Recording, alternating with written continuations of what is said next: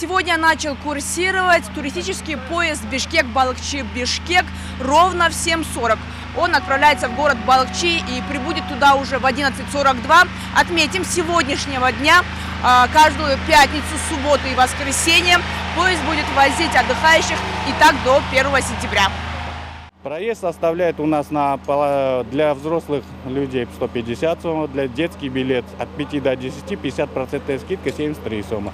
До 5 лет с правом на каждого взрослого только один ребенок разрешен проводить бесплатно, без права занятия места. Также у нас есть люкс-вагон, там стоимость проезда 500 сом, но также на него распространяются единые правила. До 5 лет бесплатно, с 5 до 10 лет 250 сомов. Отбытие из города Балыкчи в город Бишкек в 17:40. В столицу состав прибудет 21:50. 17 июля пассажирский поезд будет работать каждый день. Это в самый разгар летнего сезона.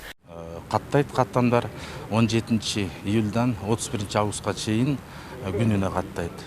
Спрос на модернизированные люксовые вагоны растет, мы будем увеличивать их число. В вагоне 51 место. В нем установлены новые элементы ходовых частей и автотормозов, панорамные окна, широкоформатные телевизоры, точки зарядки телефонов и ноутбуков, кулер с охлажденной водой, холодильник, а также кондиционер.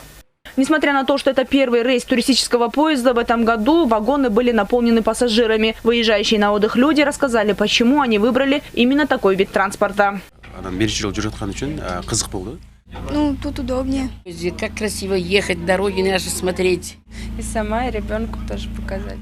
Отметим, в этом году в страну ожидается большой поток туристов, около 10 миллионов человек. Туристический поезд станет одним из видов транспорта, который поможет добраться до пункта назначения. Рахат Батырбекова, Руслан Бароненко, ЛТР, Бишкек.